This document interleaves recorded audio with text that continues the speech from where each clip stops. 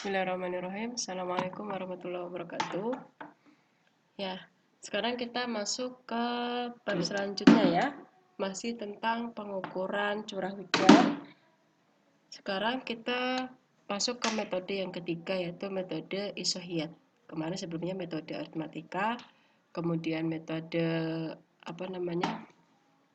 Thiessen, sekarang metode isohiat. Nah, pada prinsipnya metode isohiat ini adalah kita menghubungkan titik-titik dengan tinggi atau kedalaman hujan yang sama menggunakan sebuah garis. Jadi ada titik atau pada suatu das yang memiliki tinggi kedalaman hujan yang sama, kedua titik tersebut dihubungkan dengan sebuah garis, gitu ya. Kelebihan metode ini dia lebih detail ya, lebih memberikan hasil yang cukup detail, lebih akurat. Tetapi kekurangannya adalah kesulitannya penggunaan metode ini itu kalau jumlah stasiun di dalam dan sekitar das terlalu sedikit. Jadi memang cocoknya adalah untuk daerah irigasi yang memiliki stasiun yang cukup banyak, gitu ya. Kenapa? Karena hal ini akan mengakibatkan kesulitan di dalam menginterpolasi, karena memang nanti kita akan menginterpolasi ya antara titik tersebut, gitu. Seperti itu. Metode isohiat ini nanti pada prinsipnya hampir sama ya, seperti metode Thiessen gitu ya. Cuma saja nanti tidak ada poligon-poligon ya, tapi kita harus belajar untuk menginterpolasi. Nah, bagaimana cara penggunaannya? Pertama kali adalah pada peta yang ditinjau digambarkan lokasi daerah hujan dan kedalaman hujannya. Kemudian di stasiun hujan yang saling berdampingan dinilai kedalaman hujannya dan dibuat interpolasinya. Nah, nanti berarti tahu nggak interpolasi? Nah, nanti mungkin udah pernah dengar ya, di mata kuliah lain juga ada. Intinya kita mencari titik lain di antara dua titik. Misalkan antara 20 dan 30 berarti di antara itu berapa? 25. Itulah dinamakan dengan interpolasi. Kemudian setelah kita menghubungkan dua titik yang nilainya sama, kita hitung luas daerah yang berada di antara dua garis tersebut. Berarti nanti memang menggunakan bobot luas juga ya, seperti itu. Kemudian hasil dari itu dijumlahkan, hasil hitungannya tadi dikalikan dulu ya antara titiknya, kemudian dikalikan dengan luasnya. Kemudian dibagi dengan total luas daerah. Nah, hati-hati ya dengan pembaginya yang mana, kemudian luasannya yang bagaimana, ini harus hati-hati dalam memasukkan ke dalam rumus, karena teman-teman banyak yang salah ya memasukkan ke dalam rumusnya. Contohnya seperti ini ya. Ini adalah sebuah ada 5 garis ya, yang menghubungkan titik-titik yang memiliki kedalaman hujan yang sama, gitu. Contohnya seperti ini. Di sini ada sebuah ini ya, das gitu ya. Saya akan menampilkannya, memindahkannya ke Paint ya. Bagaimana proses metode isohiat ini, gitu ya.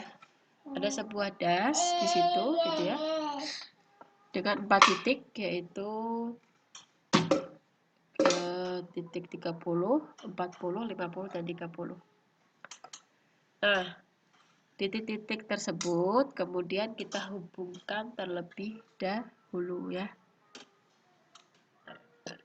Kita hubungkan 30 ke 40 ke 50 kemudian ke 30. Oke. Mohon maaf ya agak lambat karena menggunakan aplikasi Paint ya yang di laptop. Nah, setelah itu kita interpolasi ya. Nah, antara 30 dan 40 Ini dulu maaf, antara 30 dan 50 dulu. Berarti berapa? 30 dan 50, tengah-tengahnya berarti berapa? 40. Dapat dari mana? 30 tambah 50, 80 dibagi 2. Cara seperti itu ya, interpolasinya dibagi 2. Oke, berarti di tengah-tengah adalah ada kedalaman hujan 40. Kemudian antara 40 dan 50, tengah-tengah berarti berapa? 45. Atau kalau pakai perhitungan 50 ditambah 40 dibagi 2, 45. Nah. Oke, kemudian antara 30 dan 40. Tengah-tengahnya berarti 30 ditambah 40 dibagi 2, yaitu 35. Ya, tengah-tengahnya seperti itu. Kemudian antara 40 dan 50 sama, yaitu 45 ya. 40 tambah 50 dibagi 2.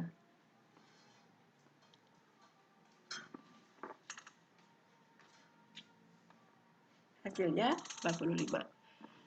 30 tambah 40 juga sama ya. 30 tambah 40 dibagi 2 berarti 35.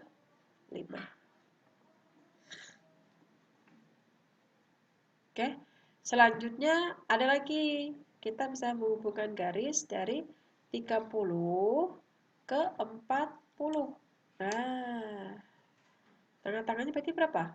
30 tambah 40 bagi 2, 35. Berarti kita fungsinya interpolasi itu apa?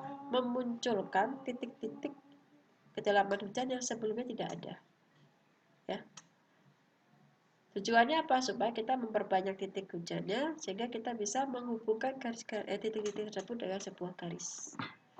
Oke, yang pertama, mari kita hubungkan titik-titiknya terlebih dahulu. 30 sama 30. Oke. 35 dengan 35. Cari 35. Ya. Nah, 35. Kemudian 40 dengan 40 juga, ya kan? Ya. 45 dengan 45. 50 sendiri ya. Kita tarik. Kira-kira bentuknya hampir sama seperti garis-garis ya. Ya ini minta maaf ya kalau kurang mendekati ya. Sebisa mungkin sama lah ya, sejajar dengan garis-garis yang di bawahnya. 30 sudah. Nah, maka kita tandai ya A-nya gitu ya. Yang berbawah adalah berarti A1. A1 itu berarti antara apa? Das terluar dengan titik 30. Kemudian yang paling luar bagaimana? Kita beri juga garis ya. Caranya adalah kalau kita nanti lihat dari 30 ke 35, 40 itu berarti intervalnya berapa? Intervalnya 5.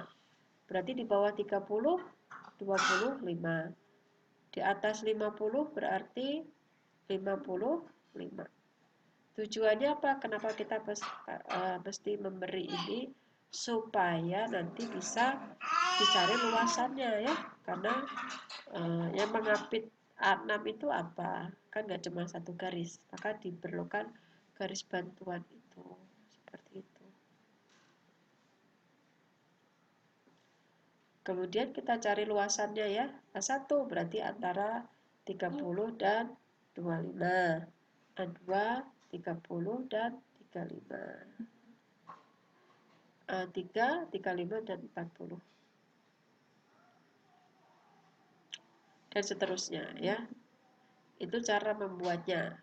Nanti silakan dibuka lagi, diulang-ulang lagi. Nanti kalau Anda masih bingung ya, karena sudah ada video tutorialnya seperti ini. Terus bagaimana cara menghitung curah hujannya? Kita masukkan ke rumus ya. Oh ya, yang selanjutnya cari dulu A-nya ya.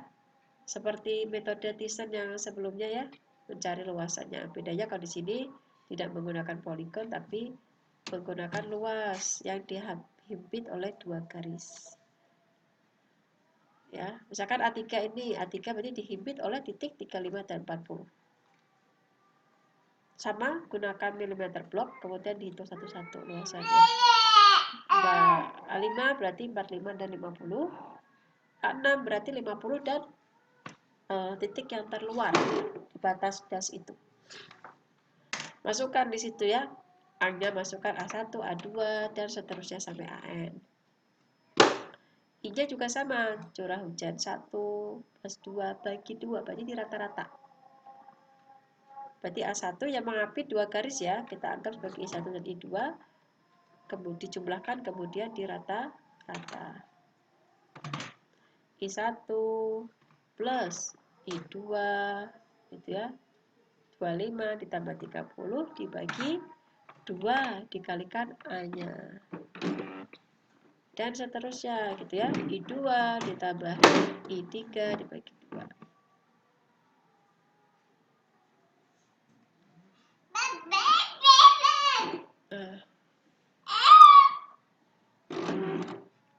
I2 dan I3 dibagi 2 kalikan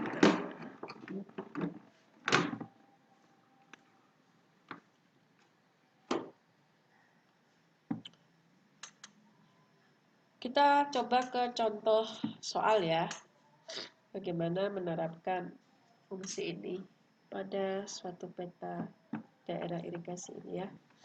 Contoh, sudah saya cukupkan dulu ya, kita lanjut ke video yang selanjutnya.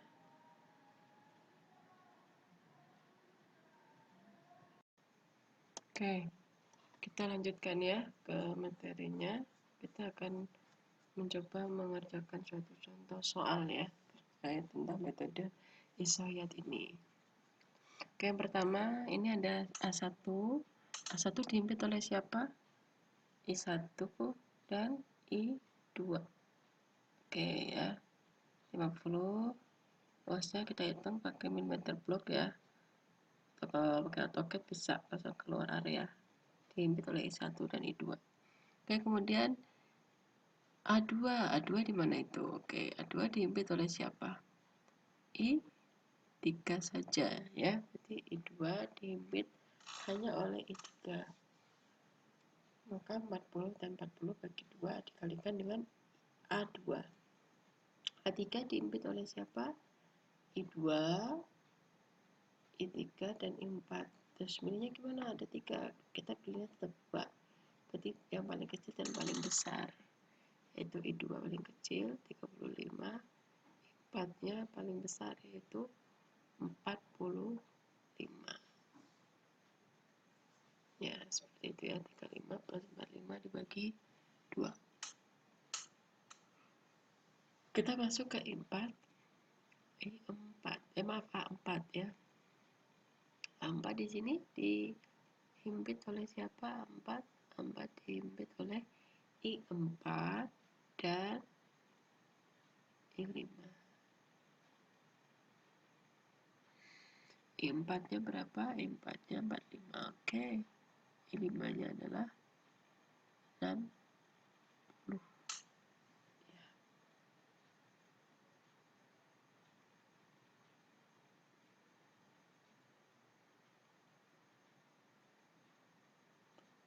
Oke, berarti I4 dihimpit oleh I4 dan I5. I4 45, I5-nya adalah 60. 60 ya. Kemudian A5. A5 di sini berapa dihimpit oleh siapa aja A5?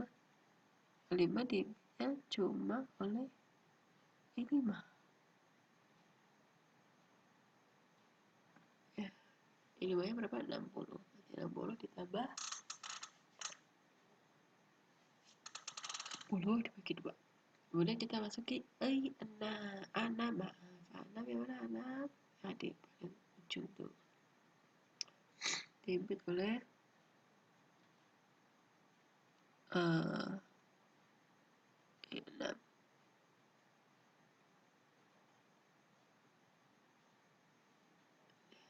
itu ya. Maka nilainya berapa untuk A6 sama dengan, maaf, A6 dikalikan dengan tadi ya, I 50 dan 50.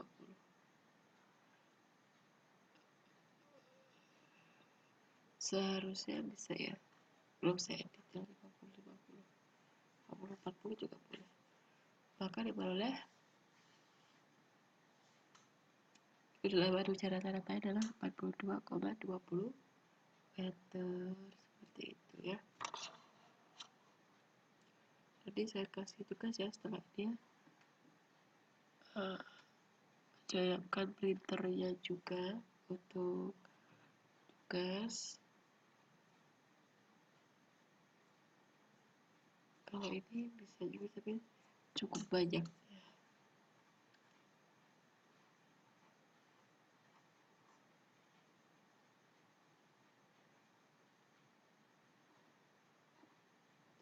Itu aja mungkin ya, saya cukupkan. Kita masuk ke contoh soal. Sebenarnya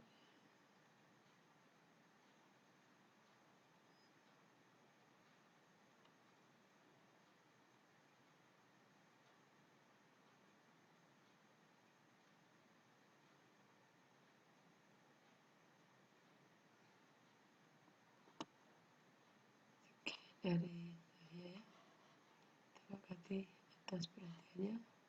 Assalamualaikum warahmatullahi wabarakatuh.